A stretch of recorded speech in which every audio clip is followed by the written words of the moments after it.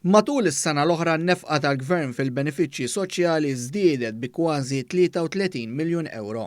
Statistika maħruġa mill-Uffiċċju Nazzjonali tal-Istatistika li nnesso spjegat li fl-2017 in-nefqa fis-Sigurtà Soċjali laħqet qrib il-biljun euro. Din fisret żieda ta' 3.4% fuq is-sena ta' qabel.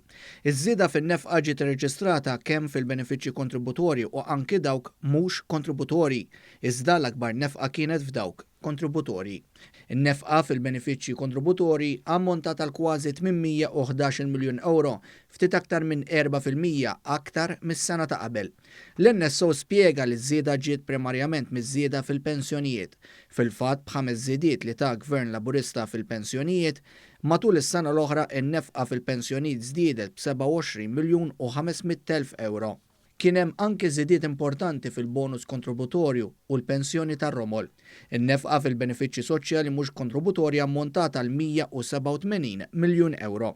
Fost l-oħrajn żdiedet l-għajnuna soċjali tad-diżabilità, l-in-work benefit li gradwalment jibqa' jagħti l-benefiċċju tal-qatt għal dawk li jidħlu fid-dinja tax-xogħol u anki iċ-Children's Allowance u l-għajnuna medika.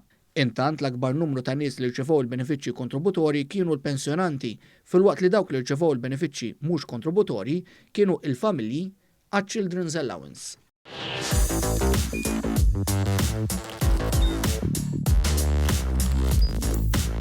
Idħol fuq one.com.mt u hemmhekk tista' tara l-programmi kollha li jxandru fuq One permezz ta' One Play.